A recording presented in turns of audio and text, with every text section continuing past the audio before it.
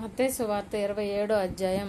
ఉదయం అయినప్పుడు ప్రధాన యాజకులంతా ప్రజల పెద్దలంతా యేసును చంపించేందుకు ఆయనను గురించి సమాలోచన జరిపారు. ఆయనను బంధించి తీసుకువెళ్లి అధిపతి పొంతి పిలాతుకు అప్పగించారు. అప్పుడు ఆయనను పట్టి ఇప్పటి యూదా ఆయనకు శిక్ష విధించడం చూచి విచారపడ్డాడు. ఆయనను పట్టి ఇచ్చిన యూదా ఆయనకు శిక్ష విధించడం చూచి విచారపడ్డాడు. ఆ 30 వెండి నాణాలు ప్రధాన యాజకులకు పెద్దలకు తెచ్చి ఇచ్చి, నిర్దోషిని పట్టి ఇచ్చి ఆయన రక్తం విషయంలో అపరాధం చేశాను అన్నాడు. వారు అది మాకేం పట్టింది, ఆ సంగతి నీవే చూచుకో అన్నారు. అతడు ఆ వెండి నాణేలు దేవాలయంలో పారవేసి వెళ్ళిపోయి ఉరిపెట్టుకున్నాడు. ఆ వెండి నాణేలు తీసుకొని ప్రధాన యాజకులు ఇలా అన్నారు, ఇవి రక్తాన్ని కొన్న డబ్బు కనుక ఇవి దేవాలయ ధనాగారంలో ఉంచడం ధర్మశాస్త్ర విరుద్ధం. వారు సమాలోచన జరిపి విదేశీయులను పాతి పెట్టడానికి ఆ డబ్బుతో కుమ్మరి పొలం కొన్నారు. ఆ కారణం చేత ఈ రోజు వరకు ఆ పొలాన్ని నెత్తురు పొలం అంటారు. ఇర్మియా ప్రవక్త ద్వారా దేవుడు చెప్పిన ఈ వాక్కు అప్పుడు నెరవేరింది. ఆయన గురించి వెలకట్టిన ధర, ఇజ్రాయేలు ప్రజలు ఆయనకు కట్టిన ధర ఆ 30 వెండి నాణేలు వారు తీసుకున్నారు. ప్రభువును నాకు ఆజ్ఞాపించినట్టే కుమ్మరి పొలం కోసం ఇచ్చారు. యేసు అధిపతి ముందర నిలిచాడు. నీవు యూదుల రాజువా అని అధిపతి ఆయనను అడిగాడు. నీవే అంటున్నావు కదా అని యేసు అతనితో అన్నాడు. ప్రధాన యాజకులు పెద్దలు తమ మీద నేరాలు మోపుతూ ఉన్నప్పుడు ఆయన జవాబేమీ చెప్పలేదు. కాబట్టి పిలాతు, నీకు వ్యతిరేకంగా వీళ్ళు ఎన్ని విషయాల గురించి సాక్ష్యం ఇస్తున్నారో నీవు వినడం లేదా అని ఆయనను అడిగాడు. అయితే ఆయన ఏమీ సమాధానం చెప్పలేదు. కనుక అధిపతి అత్యంత ఆశ్చర్యం కలిగింది. ఆ పండుగలో ప్రజలు కోరుకున్న ఖైదీ ఒక వాణ్ణి వారికి విడుదల చేయడం అధిపతికి వాడుక. ఆ కాలంలో పేరు మోసిన ఖైదీ ఒకడు చెరసాలలో ఉన్నాడు. అతడి పేరు బరబ్బా. కనుక ప్రజలు పోగై వచ్చినప్పుడు పిలాతు వారిని ఇలా అడిగాడు, నేనెవరిని విడుదల చేయాలని కోరుతున్నారు? బరబ్బానా, క్రీస్తు అనే యేసునా అని అడిగాడు.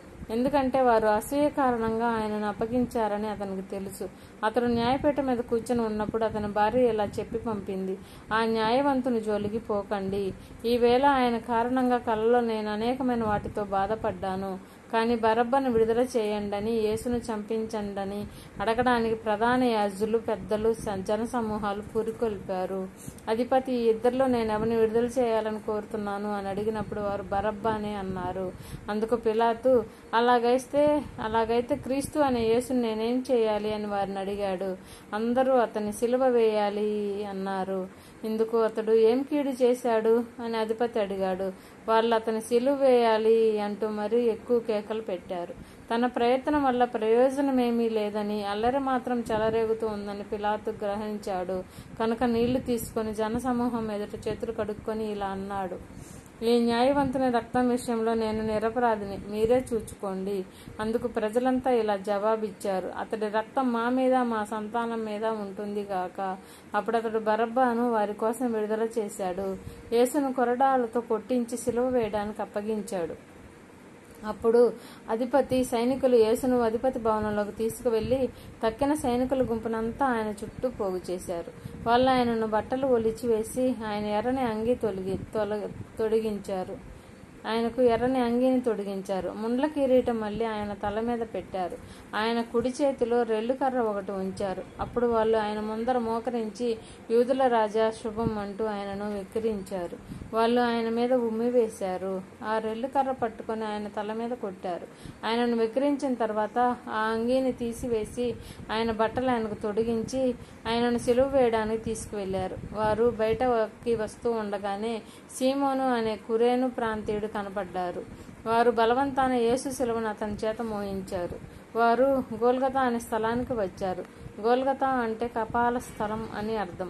అక్కడ వారు చేదు కలిపిన పుల్లని ద్రాక్ష రసం ఆయనకు త్రాగడానికి ఇచ్చారు. కానీ దానిని రుచి చూచినప్పుడు నిరాకరించాడు. వారు ఆయనను సిలువ చేశారు. ఆయన బట్టల కోసం చీట్లు వేసి పంచుకున్నారు. ప్రవక్త ఇలా చెప్పినది నెరవేరేలా జరిగింది, నా వస్త్రాలను తమలో తాము పంచుకొని నా అంగీ కోసం చీట్లు వేశారు. అక్కడే కూర్చొని ఆయనకు కావలి కాస్తూ ఉన్నారు. ఆయన మొహం మీద నేరం ఇలా వ్రాసి ఆయన తలకు పైగా ఉంచారు, ఇతడు యూదుల రాజైన యేసు. ఆయనతో కూడా 2 దోపిడీ దొంగలను, ఒకరిని ఆయన కుడివైపున మరొకరిని ఎడమవైపున సిలువ వేయడం జరిగింది. ఆ దారిన వెళ్లేవారు తలలు ఊపుతూ ఆయనను దూషిస్తూ ఇలా అన్నారు: దేవాలయాన్ని నాశనం చేసి 3 రోజుల్లో మళ్లీ కట్టేవాడా, నిన్ను నీవే రక్షించుకో. నీవు దేవుడు కుమారుడివైతే సిలువ నుంచి దిగిరా. అలాగే ప్రధాన యాజకులు, ధర్మశాస్త్ర పండితులు, పెద్దలు ఆయనను వెక్కిరిస్తూ ఇలా అన్నారు: ఇతడు ఇతరుని రక్షిస్తాడు, తనను తాను రక్షించాడు, తనను తాను రక్షించుకోలేదు. ఇతడు ఇజ్రాయెల్ రాజు అయితే ఇప్పుడు అతని సిలువ దిగిరానియ్యి, అప్పుడు అతని నమ్ముతాం. ఇతడు దేవుని మీద నమ్మకం ఉంచాడు కదా, నేను దేవుని కుమారుణ్ణి అన్నాడు కదా. ఇతడంటే దేవునికి ఇష్టం ఉంటే ఇప్పుడు ఆయన ఇతన్ని తప్పిస్తాడు గాక. ఆయనతో సిలువ వేయబడ్డ దోపిడీ దొంగలు కూడా అలాగే ఆయనను నిందించారు. మధ్యాహ్నం 12 గంటల నుంచి 3 గంటల వరకు దేశమంతటా చీకటి కమ్మింది. సుమారు 3 గంటలప్పుడు యేసు ఇలా బిగ్గరగా కేక వేశాడు: ఏలీ ఏలీ లామా సబక్తాని. ఆ మాటలకు నా దేవా నా దేవా, ఎందుకు నా చేయి విడిచిపెట్టావు అని అర్థం. అక్కడ నిలిచిన వారిలో కొంతమంది అది విని అతడు ఏలీ అని పిలుస్తున్నాడు అన్నారు. వెంటనే వారిలో ఒకడు పరిగెత్తుకుంటూ వెళ్లి స్పాంజీ తెచ్చి పులిసిపోయిన ద్రాక్ష రసంలో ముంచి రెల్లుకు తగిలించి ఆయనకు తాగటానికి అందించాడు. తక్కిన వారు, ఉండండి, ఏలియా ఇతన్ని రక్షించడానికి వస్తాడో రాడో చూద్దాం అన్నారు. యేసు మళ్లీ బిగ్గరగా కేక వేసి ప్రాణం విడిచాడు. ఆ క్షణమే దేవాలయం తెర పైనుంచి కిందికి 2గా చినగడం జరిగింది. తెర పైనుంచి కిందికి 2గా చినగడం జరిగింది. భూమి కంపించింది. బండలు బ్రద్దలయ్యాయి. సమాధులు తెరుచుకున్నాయి. కన్ను మూసిన అనేకలైన పవిత్ర శరీరాలు సజీవంగా లేచాయి. యేసు సజీవంగా లేచిన తర్వాత వారు సమాధుల్లో నుంచి బయటికి వచ్చారు. పవిత్ర నగరంలో ప్రవేశించి చాలా మందికి కనిపించారు. రోమన్ శతాధిపతి, అతడితో కూడా యేసు కావలి కాస్తూ ఉన్నవారు ఆ భూకంపం జరిగినవి చూచినప్పుడు చాలా భయపడ్డారు. నిజంగా ఈయన దేవుని కుమారుడు అన్నారు. స్త్రీలు అనేకులు కూడా అక్కడ దూరంగా ఉండి చూస్తూ ఉన్నారు. వారు యేసు పరిచర్య చేస్తూ గలిలియా నుంచి ఆయన వెంట వచ్చారు. వారిలో మగ్దలేనే మరియా, యాకోబు, యేసు అనేవారి తల్లి, యేసు అనేవారి తల్లి మరియు జెబెదయి కుమారుల తల్లి ఉన్నారు. సాయంకాలం అయినప్పుడు అరిమతయి నుంచి యోసేపు అనే ధనవంతుడు వచ్చాడు. అంతకుముందు అతడు కూడా యేసు శిష్యుడయ్యాడు. ఈ మనిషి పిలాతు దగ్గరకు వెళ్లి యేసు దేహాన్ని తనకిప్పించమని అడిగాడు. పిలాతు ఆ దేహాన్ని అతనికి ఇవ్వాలని ఆజ్ఞ జారీ చేశాడు.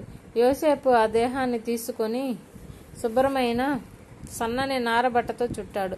తాను రాతి స్థలంలో తొలిపించుకున్న తన కొత్త సమాధిలో దానిని పెట్టాడు. సమాధి ద్వారానికి పెద్ద రాయి దొర్లించి వెళ్లిపోయాడు. మగ్దలేనే మరియా, ఆ మరో మరియు అక్కడ ఉండి ఆ సమాధికి ఎదురుగా కూర్చుని ఉన్నారు. మరుసటి రోజున, అంటే సిద్ధపడే రోజుకు తర్వాతి రోజున ప్రధాన యాజకులు, పరిసయ్యులు పోగై పిలాతు దగ్గరకు వెళ్లి ఇలా అన్నారు: అయ్యా, ఆ మోసవాడు బతికి ఉన్నప్పుడు 3 రోజుల తర్వాత నేను సజీవంగా లేస్తాను అని చెప్పినది మాకు జ్ఞాపకం ఉంది. అందుచేత 3వ రోజు వరకు సమాధిని భద్రం చేయాలని ఆజ్ఞ జారీ చేయండి. లేకపోతే రాత్రి వేళ అతడి శిష్యులు వెళ్లి అతను ఎత్తుకుపోయి ఆయన చనిపోయిన వాళ్ళలో నుంచి సజీవంగా లేచాడు అని ప్రజలతో అంటారేమో. అలాంటప్పుడు మొదటి వంచన కంటే చివరి వంచన చెడ్డదవుతుంది. పిలాతు వారితో, కావలి ఉన్నవారు కదా, మీరు వెళ్లి మీ శాయశక్తుల సమాధిని భద్రం చేయండి అన్నారు. వారు వెళ్లి కావలి వారిని ఉంచి రాత్రికి ముద్ర వేసి సమాధికి కావలి వారిని ఉంచారు.